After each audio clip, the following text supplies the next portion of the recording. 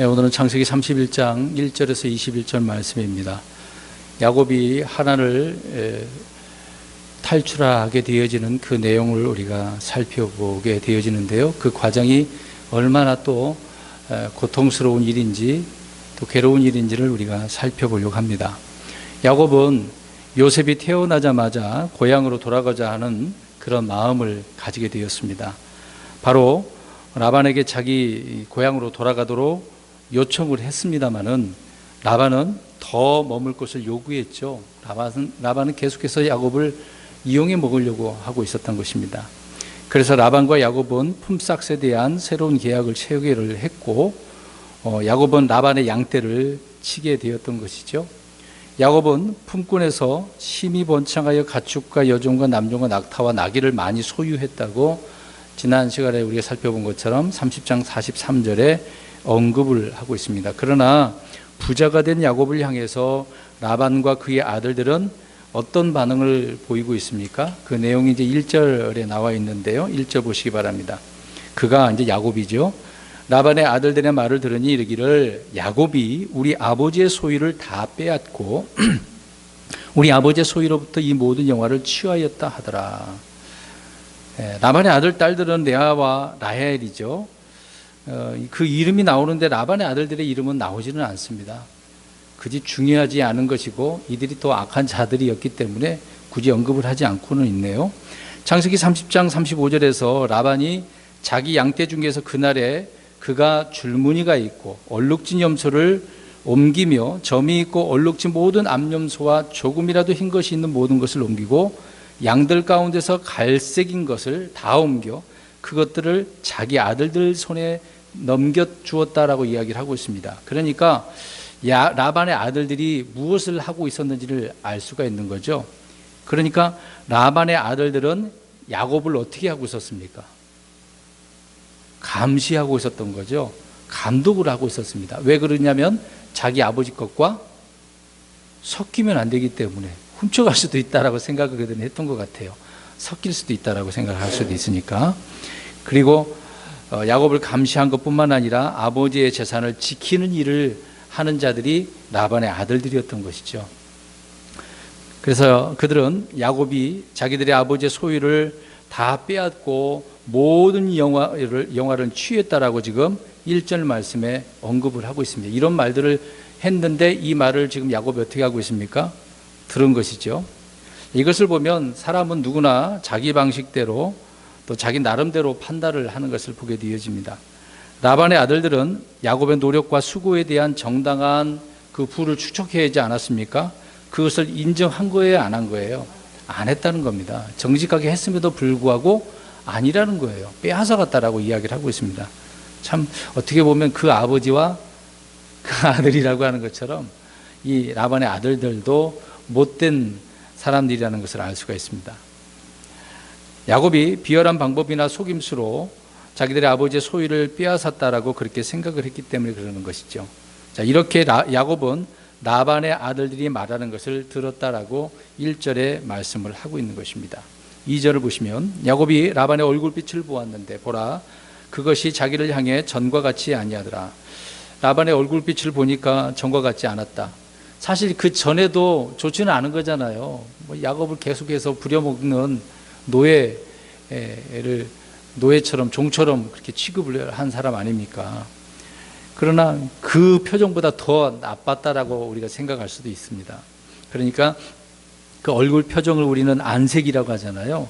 안색은 사람의 마음속 상태를 잘 표현해 줍니다. 왜 그러냐면 속에 있는 것이 겉으로 드러나는데 얼굴빛으로 드러나기 때문에 그렇습니다. 속이 막 분노하고 화가 나면 얼굴이 무락부락 하잖아요. 웃으면서 뭐 분을 내는 사람은 거의 없습니다. 그냥 화가 그냥 얼굴로 표현되어지는 것이죠. 가인을 보면 알 수가 있습니다. 가인은 하나님이 자기 자신과 자신의 헌물에 관심을 갖지 않으시니까 어떻게 했습니까? 얼굴빛이 변해버렸다고 창세기 4장 5절에 말씀을 하고 있습니다. 그런 가인에게 주님께서는 내가 어찌하여 분을 내느냐, 얼굴빛이 왜 변했느냐라고 이렇게 말씀까지 하시지 않았습니까? 그러니까 지금 이것을 생각해 보면 라반도 지금 얼굴빛이 장난 아니다는 것이죠. 라반은 야곱을 향해 얼굴빛이 이렇게 변했습니다. 뭐 얼굴빛이겠습니까? 말도 음색도 달라지는 거잖아요. 평소에 부드러운 말을 아무리 이제 종처럼 부린다 하더라도 그 종을 대하는 것이 더 화가 치밀어서 막 말을 할 수도 있고 욕할 수도 있고 아주 나쁜 말을 할 수 있는 거잖아요. 그러니까 음색이 변하고 안색이 변했다라고 하는 것은 그 사람의 그 심중이 어떻다, 어떤 변화가 일어났다는 것을 알 수가 있습니다. 하란에서 이렇게 부자가 된 야곱은 동시에 어떤 상황에 처하게 됐습니까? 지금 거부가 됐다는 소리를 들어서 분이 일어났는데 야곱에는 지금 어떤 의미입니까? 부자가 된 게 지금 문제는 아니잖아요. 오히려 죽을 위기가 왔다라는 것을 우리는 알 수가 있습니다. 라반이 어떤 사람인데요. 어떤 방법으로든 자기 것을 놓치지 않으려고 하는 사람이기 때문에 야곱의 생명까지도 위협을 할 수 있는 거잖아요. 근데 라반이 간섭을 안 한다 하더라도 라반의 아들들이 그렇게 달려들면 어떻게 하겠습니까? 위험한 일이죠. 그러니까 동시에 위기에 처한 야곱을 우리가 알 수가 있습니다. 그러니까 30장 43절과 31장 1절은 전혀 다른 분위기라는 것을 알 수가 있는 거죠. 3절 보겠습니다. 주께서 야곱에게 이르시되 내 조상들의 땅으로 내 친족에게로 돌아가라. 내가 너와 함께하리라 하시매. 이런 상황에서 하나님께서는 야곱에게 명령을 내리시고 있습니다. 내 조상들의 땅, 내 친족에게로 가라라고 말씀하고 있습니다. 이것은 20년 전에 베델에서 주님께서 내가 너를 이 땅으로 다시 데려오리라라고 하는 말씀하셨잖아요. 그 말씀, 그 약속의 말씀에 따른 것이기 때문에 지금 때가 돼서 이 명령을 하시는 것을 보게 되어집니다. 야곱은 하란에서 아내들과 자식들을 얻고 재물을 얻었죠. 마치 야곱은 자기 할아버지 아브라함이 이곳 하란에서 아내 사라와 조카 롯과 또 가축들을 데리고 가나안 땅으로 간 것처럼, 그런 여정을 한 것처럼 이제 야곱도 어떻게 해야 되겠습니까? 이런 여정을 하는 거죠. 그러니까 하란이 좋은 의미도 있지만 안 좋은 면도 지금 있는 거죠. 주님께서는 가나안에서 하란으로 갈 때 또 보라 내가 너와 함께 있어 내가 가는 모든 곳에서 너를 지키며 너를 이 땅으로 다시 데려오리라 라고 창세기 28장 15절에 말씀하셨는데, 지금은 돌아가는 길에 무슨 말씀만 하셨습니까? 끝부분에 3절 끝부분에 내가 너와 함께하리라 이렇게 말씀을 하고 계시네요. 그러면 우리가 생각해 봅시다. 하나님 그렇게 말씀하셨는데 야곱은 계속해서 하나님께서 어떤 말씀을 하셨음에도 불구하고 주님을 잘 알지는 못해요. 그런 상황입니다. 그럼에도 불구하고 하나님은 늘 야곱을 바라보시면서 야곱을 아신다는 말이죠. 그 모든 상황, 처지, 환경, 모든 배경들을 하나님은 늘 보고 계시면서 중간중간에 한마디씩 하시는 것을 보게 되어집니다. 그러니까 야곱은 주님과 동행하지 않아도 주님은 늘 야곱과 동행하고 계셨다라는 것을 알 수가 있습니다. 내가 너와 함께 하리라 라고 그렇게 하시기 때문에 그러는 것이죠. 그래서 주님의 그 명령은 지금 3절에 명령을 하신 거잖아요. 이 명령은 어떻게 보면 하나님 이런 상황에서 어떻게 갈 수가 있어요? 굉장히 이 말씀에 무겁게 여겨지는 경우가 있지 않습니까? 오히려 그런 상황이 아니라 오히려 이런 상황에서는 주님의 명령은 더 힘들지 않고 가볍고 힘을 줄 수 있는 말씀이 되어지는 것이죠. 그러니까 이럴 때마다 우리가 하나님의 말씀, 약속의 말씀을 의지해야 됩니다. 그런 말씀들이 성령님을 통해서 생각나야 힘을 얻고 다시 일어설 수 있는 거 아닙니까? 근데 주님의 말씀을 늘 가까이 하지 않으면은 이런 상황에서는 일어설 수가 없어요. 주님의 말씀이 생각나지 않을 뿐더러 그냥 어떻게든 이 환경에서 내가 어떻게든 노력을 해가지고 내 힘으로 해결하려고 하는 것이기 때문에 그렇습니다. 그러니까 이런 상황에서는 늘 주님의 명령, 약속의 말씀이 생각나야 이런 무거운 짐들도 가볍게 될 수 있다라고 하는 부분이 되겠죠. 4절 말씀 보겠습니다. 야곱이 사람을 보내어 라헬과 레아를 자기 양떼가 있는 들로 부르고, 이제 명령을 받은 야곱은 즉시 고향으로 돌아갈 준비를 착수하게 되어집니다. 즉각적인 순종을 하고 있는 모습을 보게 되어지죠. 이런 순종이야말로 하나님의 사람들에게 요구되는 가장 중요한 부분이 아니겠습니까? 야곱은 이미 고향으로 가고자 했던 그런 상황이었습니다마는 주님께서 돌아가라라고 하는 이런 말씀을 하시니까 더 이상 지체할 이유가 있습니까? 없는 거죠. 이 문제를 빨리 속전속결해서 해결해야 될 문제가 있었던 것입니다. 그래서 지금 사람을 보내서 라헬과 레아를, 아내들은 이제 종이었던 그 부인들을 부르지 않고 라헬과 레아를 자기 양떼가 있는 들로 부르게 되어집니다. 야곱이 자기 아내들을 이렇게 들로 부른 이유는 간단한 거잖아요. 하나님께서 명령하셨어. 그걸로 하면 간단한 부분 아니겠습니까? 그러나 야곱은 하나님의 명령을 받았지만 지금 아내들에게 어떻게 해야만 하는 거죠? 이 쭉 다음에 계속해서 우리 살펴본 내용이겠습니다만은 아내들에게 어떻게 해야 돼요? 설명을 하고 동의를 얻어야 되는 문제죠. 이런 별개의 문제가 지금 야곱에게 있습니다. 야곱의 아버지 집은 가나안이지만은 라헬과 레아의 집은 어디입니까? 하란. 그 집이 이제 하란 고향이기 때문에 그들에게 어떤 동의가 있어야 될 필요성을 느꼈던 것으로 보입니다. 이것을 오늘날로 좀 생각을 해보겠습니다. 갑자기 하나님께서 누구를 부르셔요? 어떤 한 형제를 부르십니다. 주님께서 쓰시겠다라고 하신다면 그 부르심에 이제 응답을 했다라고 할 때 이제 가정을 어떻게 해야 되겠습니까? 아내가 있고 자녀들이 있으면 어떻게 해야 될까요? 그렇죠? 그렇게 생각하시면 좋을 것 같아요. 그런 부분이 있어서. 근데 뭐 아내들이나 자식들은 부름을 받지 않았기 때문에 어떨까요? 그런 말을 들으면 충격받죠. 아유, 하나님 우리에게는, 나에게는 말씀 안 하셨는데 당신에게 말씀하셨네.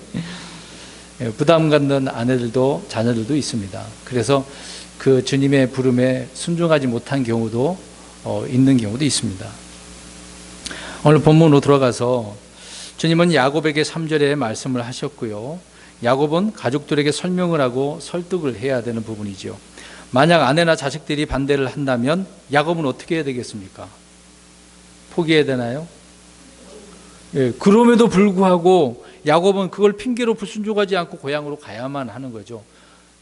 사람의 말이 우선입니까? 주님의 말씀이 우선입니까? 주님의 말씀이 우선이죠. 주님의 명령은 우리가 흔히 말하는 것처럼 지엄하다는 거잖아요.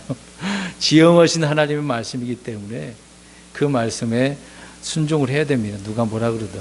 바울도 그러잖아요. 부름을 받고 친족들과 의논하지 않았다. 그런 말씀이 있습니다. 그러니까 사역은 어떻게 보면 힘들지만 주님의 명령이 있기 때문에 가야 할 길은 가야 되는 부분이라는 것을 알 수가 있습니다. 자, 이런 부분에 있어서 제자의 여건 중 하나가 이제 마태복음 10장 37절 38절에 나오거든요. 이 말씀을 좀 사람들이 오해하는 경우도 있습니다. 잠깐 읽을게요. 아버지나 어머니를 나보다 더 사랑하는 자는 내게 합당하지 아니하고 아들이나 딸을 나보다 더 사랑하는 자도 내게 합당하지 아니하며 또 자기 십자가를 지고 내 뒤를 따르지 아니하는 자도 내게 합당하지 아니하니라. 이런 말씀을 하셨습니다. 그러니까 제자가 되려면은 누구를 더 사랑을 하고 어떻게 누구를 더 따라가야 되는지 알 수가 있는 거잖아요.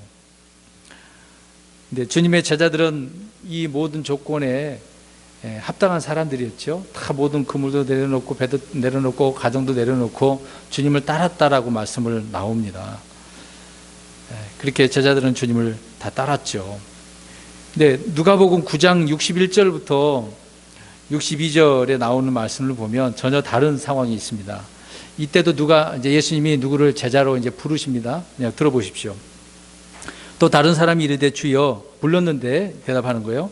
내가 주를 따르겠나이다마는 먼저 내가 가서 내 집에 있는 자들에게 작별을 구하게 하옵소서 하니 예수님께서 그에게 이르시되 손에 쟁기를 잡고 뒤를 돌아보는 자는 하나님의 왕국에 합당하지 아니하니라. 자, 이렇게 불렀는데 이 사람은 어떻게 하려고 하는 거죠? 가족들에게 작별을 좀 구하고 오겠습니다.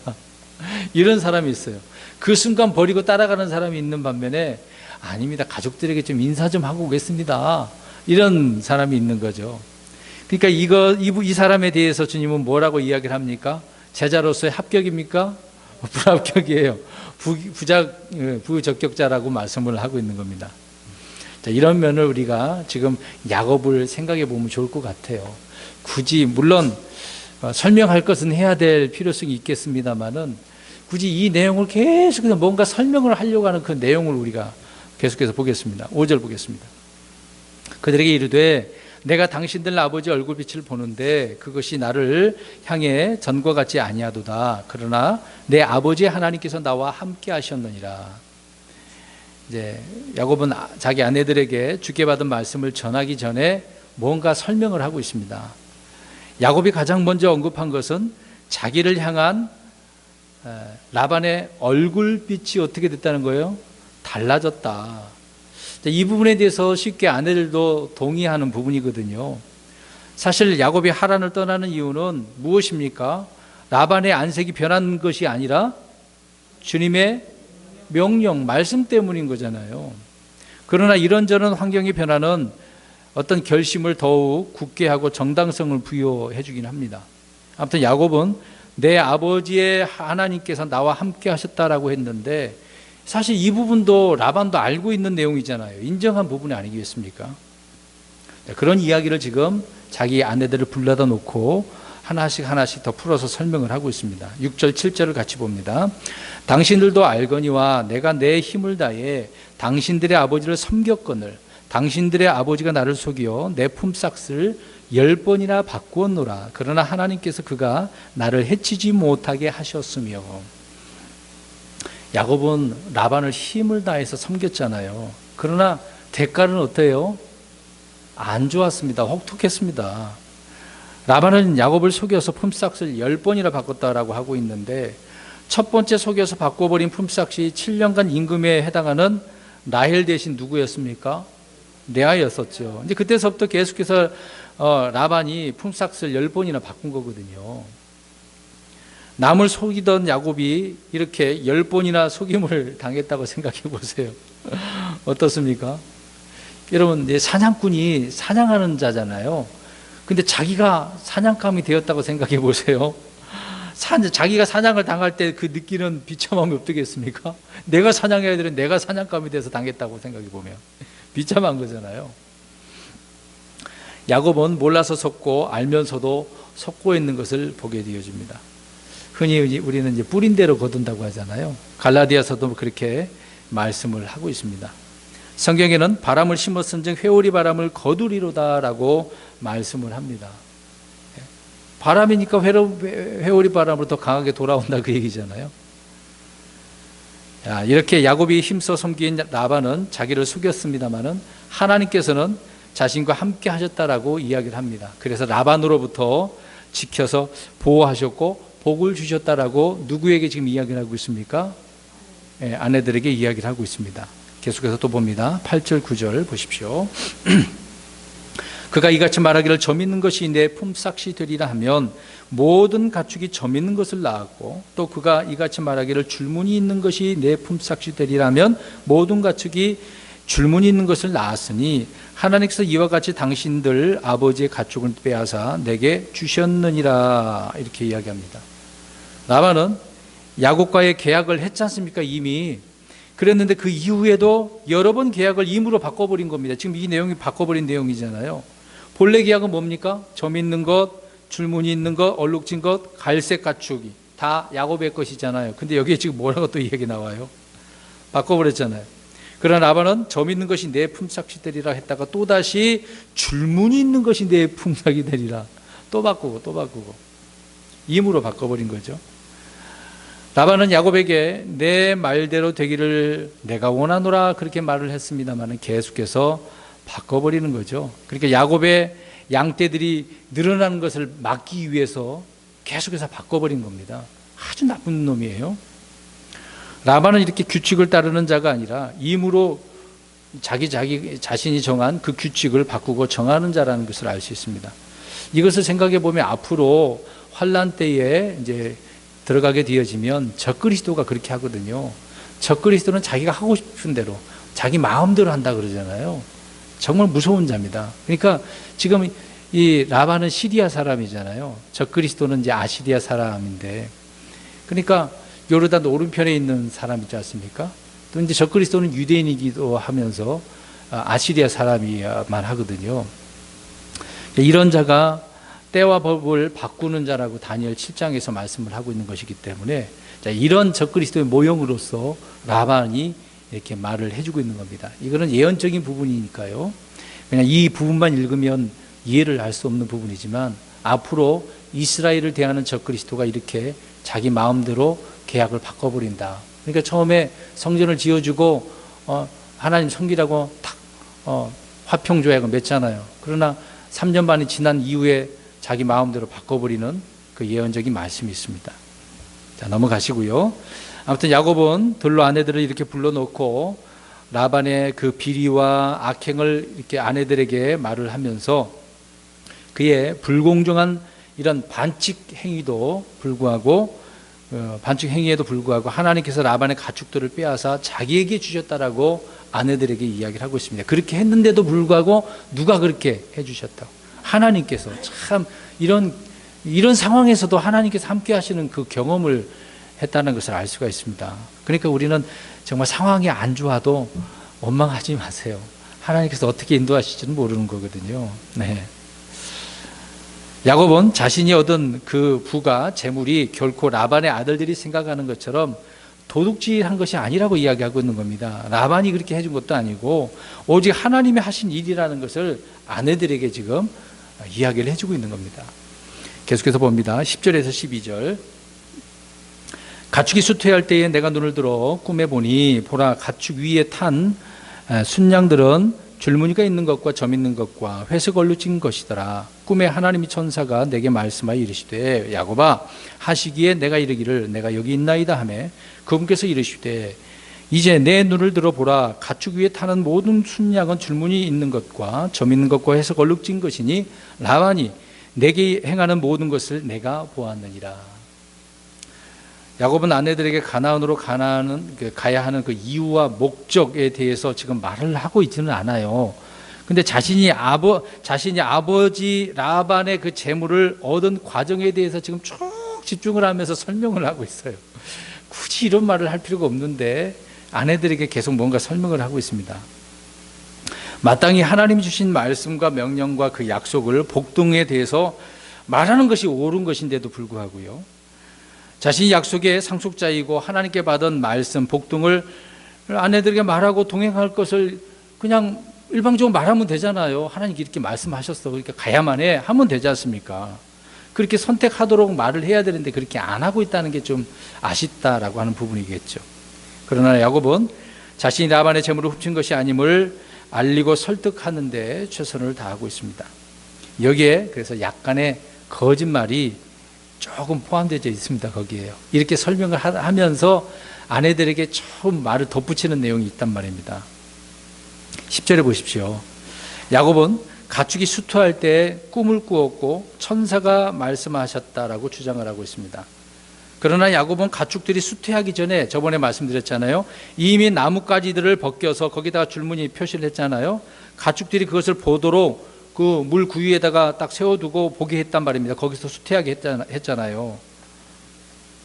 야곱은 이미 그 전에 라반과 계약을 그렇게 맺었습니다. 야곱이 주께 계시를 받아서 일을 진행한 것이 아니라는 거예요. 근데 이거를 지금 거짓말을 좀 붙여서 설명을 이렇게 하고 있는 겁니다. 야곱이 아내들 앞에서 이렇게 하고 있는 간증은 좀 과장되고 상상력과 거짓말이 섞여 있는 것을 봅니다. 그러니까 우리는 이 부분을 뭔가 계시받아서 말을 하는 거구나 그렇게 오해할 수 있습니다. 그런 것은 아닙니다. 어떤 분은 그렇게 설명하는 분도 있더라고요.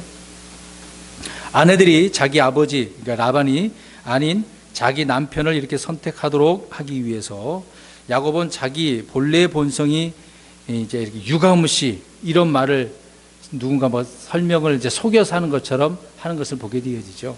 이제 그런 상황을 이 말씀을 대화하는 내용을 통해서 알 수가 있습니다. 13절 보십시오. 나는 베델의 하나님이니라 내가 거기서 기둥에 기름을 붓고 거기서 내게 서원하였으니 이제 너는 일어나서 이 땅을 떠나 내 친족의 땅으로 돌아가라 하셨느니라 아니라. 하나님께서 야곱에게 돌아가라고 명령하라라고 하는 그때는 양들이 수퇴할 때 꿈에서 하신 것이 아니라 3절에서 하신 거예요. 그러니까 이 말 좀 보탠 거죠. 3절에서 한 거 아닙니까? 야곱은 20년 전 베델에서 꾼 꿈과 얼마 전 주님이 하신 말씀을 섞어서 지금 아내에게 증언을 하고 있는 것이죠. 주님께서 야곱에게 내 조상들의 땅, 내 친족에게로 돌아가라. 내가 너와 함께하리라 라고 말씀하셨습니다. 야곱은 주께 받은 이 한마디 말씀을 있는 그대로 아내들에게 말하지 못하고 5절부터 12절까지 그냥 쭉 그동안에 있었던 이야기들을 설명을 장황하게 하고 있는 내용이죠. 야곱은 3절에서 주의 말씀을 받았으면 그 말씀을 가족들과 라반과 그의 아들들에게 선포하고 하란을 떠나면 되는 것입니다. 야곱이 하란을 떠나는 가장 큰 이유는 하나님께서 내 조상들의 땅, 내 친족에게로 돌아가라고 명령하셨기 때문인 것이죠. 다른 것은 필요 없습니다. 왜 이런 얘기를 지금 이렇게 설명드리냐면, 우리는 주님의 약속의 말씀을 통해서 이미 주신 것들 있는데도 자꾸 사람들이 내가 막 이런 미사여구를 집어넣어서 설명을 하려고 합니다. 복음을 전할 때도 그러잖아요. 내가 그렇게 잘 전하면 그 사람이 믿을 줄 알고. 그건 아니거든요. 우리가 가족들에게도 뭘 전달할 때도요, 하나님에 대해서, 예수님에 대해서 전할 때 그냥 있는 그대로만 설명하면 돼요. 괜히 그 사람을 설득시키려고 이 말 저 말 다 갖다 붙이고 예도 들고 할 필요가 없어요. 그건 내 말이지 주님의 말씀은 아니거든요. 주님의 말씀은 성경에 있는 내용 그대로만 하면 되는 겁니다. 그러니까 오늘 야곱도 아내들에게 주님께서 명령하셨어, 그 말 한마디면 되는 거잖아요. 하란의 삶에 염증을 느끼거나 라반의 갈등과 이업 등은 차후의 문제입니다. 그러나 야곱은 최우선 순위에 있어야 할 이유를 맨 나중에 두고 있는 거예요. 야곱은 아내들에게 주님께서 이제 너는 일어나서 이 땅을 떠나 내 친족의 땅으로 돌아가라 하셨느니라, 그렇게 말을 함으로써 하란이라고 하는 그것을 탈출하는 그 은밀한 계획을 아내들에게 이야기를 해주고 있습니다. 그러니까 중요한 핵심적인 말을 언제 하고 있는 거예요? 그때 한다는 얘기예요. 왜 그러냐고요? 하나님의 말씀이 또 핵심이 있고 전곡을 찌르는 건데, 하나님 말씀은 찌르는 말씀이라고 하지 않습니까? 칼처럼 막 난도질하고 갈라내는 말씀인데 우리는 그런 말씀을 바르게 사용을 해야 되는 거잖아요. 14, 15절 보겠습니다.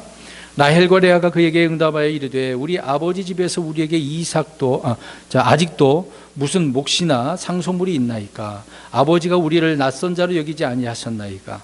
그분이 우리를 팔고 우리 돈도 완전히 삼켰나이다, 이렇게 이야기를 하고 있네요. 야곱의 말을 들은 라헬과 레아가 자기 아버지가 아닌 자기 남편을 지금 이제 선택하게 되는 내용의 말이네요. 라헬과 레아는 야곱과 동행할 뜻을 밝히면서 쭉 그들도 자기들의 불만을, 아버지에 대한 불만을 설명을 하고 있습니다. 그러니까 평소에도 불만이 있었던 거예요. 자기 아버지라고 해서, 딸들이라고 해서 불만이 없고 가만히 그냥 넘어가는 경우는 아니었다는 것을 알 수 있습니다. 그러니까 이 내용을 보면 라반은 딸들을 돈벌이 수단으로 지금 삼고 있는 거예요. 정말 못된 라반이에요, 보니까. 그러니까 딸들에게는 결코 몫을 주었다라고 합니까, 지금요? 안 줬다, 그 얘기를 하고 있는 거잖아요. 라반은 어떻게 보면 야곱을 감독하고 견제를 잘 하긴 했는데 딸들에게까지 그렇게 하고 있었으니 불평, 불만이 터져 나오는 거죠. 야곱이 이런 말을 하니까요. 자, 여기서 라헬과 레아는 아버지에 대해서 4가지를 지금 이야기를 하고 있습니다. 그럼 잘 보시기 바랍니다. 14, 15 눈으로 한번 보세요. 첫 번째로는 아버지 집에서 우리에게 아무런 몫이나 상속물이 없다. 아버지가 안 주는 걸 어떻게 해요? 주지도 않고 더 이용만 해먹고 있으니까. 14절에 이렇게 이야기하고 있죠. 아버지는 두 번째로 우리를 낯선 자로 여기고 있다. 15절에요. 낯선 자로. 아니, 어떻게 낯선 자로 여깁니까? 딸들인데요. 가족으로 여기지 않는다라고 지금 이야기하고 있지 않습니까? 계속해서 15절에는 아버지가 우리를 팔았다고 이야기합니다. 딸들을 돈벌이 수단으로 이렇게 이용했다는 얘기죠. 어떤 품삯을 보러 오라고 했나 보죠, 이 말씀을 보니까. 네 번째로 우리 돈도 다 삼켰다. 그러니까 라반은 딸들이 번 돈까지 다 어떻게 했다는 얘기예요? 삼켰다, 차지한 거예요. 정말 나쁜 사람입니다. 16절 보겠습니다. 하나님께서 우리 아버지에게서 취하신 모든 재물은 우리와 우리 아이들의 것이니 그런즉 이제 하나님께서 당신에게 말씀하신 것은 무엇이든지 다 행하소서 하니라. 라헬과 레아는 야곱이 얻은 재물은 하나님께서 우리 아버지에게서 취한 것이지만 자기 아버지의 것이 아니라 누구의 것이라 그래요? 우리와 우리 아들의 것. 자, 이 말하는 거 잘 보세요. 이것도 지금 문제가 있습니다. 사람들은요 모두 자기 입장에서 생각하고 판단하니까 이런 문제가 생기는 겁니다. 야곱의 재물에 대해서 라반의 아들들은 뭐라고 그랬습니까? 야곱이 어떻게 했다고 그래요? 도둑질했다, 빼앗아갔다. 라반 역시 그렇게 생각하는 사람이었거든요. 야곱은 뭐라고 이야기합니까? 하나님께서 빼앗아서 누구에게 줬다라고 그래요? 자기에게 줬다라고. 지금 라헬과 레아는 이 부분에 동의를 하면서도 우리와 우리의 아이들의 것이다라고 이야기해 버립니다. 자, 이런 식으로 이야기한다면 하나님께서 지금 어떤 하나님이 되는 거예요?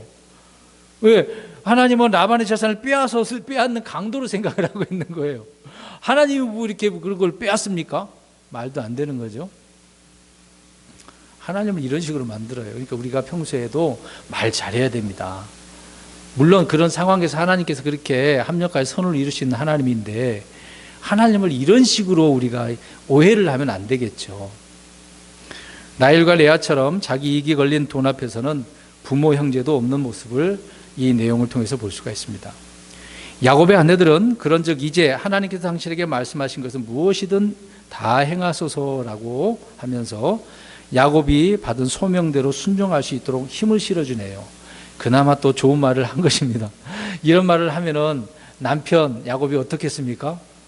이런 말을 안 하고 어떻게 가려고 그래요? 힘든데 무슨 말입니까? 반대 의견을 내면 어떻겠어요? 낙심하죠. 그렇죠. 괴롭죠. 옆에서 이렇게 좋은 말을 믿음의 삶을 살도록 협력해주고 격려해주면 큰 힘이 되는 거죠. 17, 18절. 이에 야곱이 일어나 자기 아들들과 아내들을 낙타 위에 태우고 자기가 얻은 모든 가축과 모든 재물 곧 자기가 밧다람에서 얻은 가축을 이끌고 가나안 땅에 있는 자기 아버지 이삭에게 가고자 하였더라. 아직 출발은 안 한 거예요. 가고자 하고 있는 거죠. 지금 그런 상황 다 준비해서 가려고 하고 있는 상황입니다. 이렇게 아내들의 동의를 얻고 야곱은 지체하지 않고 곧바로 아들들과 아내들을 낙타 위에 태우고 있는 그 모습을 보게 되어집니다. 그뿐만 아니라 모든 가축과 재물들을 가지고 이제 아버지에게로 가려고 하는 장면이죠. 19절입니다. 라반이 자기 양들의 털을 깎으러 갔으므로 라헬은 자기 아버지의 소유인 형상들을 훔쳤고 이제 문제가 생겼네요. 참 그런 상황에서 또 라헬의 잘못된 점을 볼 수가 있습니다. 야곱이 하란을 떠날 계획을 세우고 이렇게 출발하려고 떠나려고 할 때 라반은 들에 가서 양들의 털을 깎으려고 하고 있는 상황이었던 것이죠. 그러나 라헬은 아버지의 형상들을 훔쳤다라고 이야기를 하고 있습니다. 보십시오. 앞에서 쭉 말씀드렸습니다마는 라반은 하나님을 알아요? 몰라요? 알긴 알죠. 믿긴 믿었어요. 꿈에도 나타났잖아요. 예, 자기 신들을 그럼에도 어떻게 하고 있습니까? 가지고 있어요. 우상숭배자죠. 이런 사람들이 굉장히 많습니다. 그런 것처럼 라헬과 레아 역시도 마찬가지입니다. 이들도 하나님은 알고는 있죠.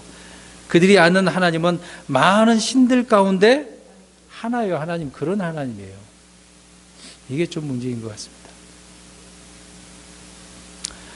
여기서 야곱의 아내 라헬이 야곱 못지않은 사람임을 볼 수가 있는 거죠. 라헬은 우상 숭배자였고 19절에 보면 도둑이었고 35절에 보면 아버지의 남편을 속이는 거짓말쟁이였습니다. 안 훔쳤다고 그러잖아요. 라헬은 야곱을 따르고 사랑했을지는 몰라도 야곱의 하나님을 섬기고 사랑하는 것은 아니었다는 것이죠. 참 이게 문제입니다. 솔로몬의 아내들을 보세요. 정략 결혼을 하는 찰나에 아내가 수천 명 아닙니까? 후궁들도 엄청 많았잖아요. 근데 말년에 그 아내들이 어떻게 해요? 그렇죠. 우상을 섬기게 해버리잖아요. 그것 때문에 나라가 두동강에 나와버리는 상황이 왔던 것 아니겠습니까? 야곱은 라헬을 사랑했지만 라헬의 마음속에 있는 그 거짓과 속임수와 우상 숭배 이거에 대해서는 잘 알지 못했다는 것을 알 수 있습니다. 부부간에 서로 사랑하고 이렇게 살아도 서로의 마음 이건 다 알 수가 없는 것이죠. 라반, 레아와 라헬은 모두 하나님도 알고 우상들도 믿는 그런 사람들이었습니다. 마지막 20절, 21절을 보겠습니다. 야곱은 자기가 도주하는 것을 시리아 사람 라반에게 알리지 아니한 채 몰래 떠났더라. 이와 같이 그가 자기의 모든 소유를 가지고 도망하였으며 그가 일어나서 강을 건너고 길르앗 산을 향해 얼굴을 고정하니라. 야곱은 라반에게 올 때도 도망자 신세잖아요. 도피자였어요. 이제는 어떻습니까? 라반에게서 떠날 때도 도망자, 도피자네요.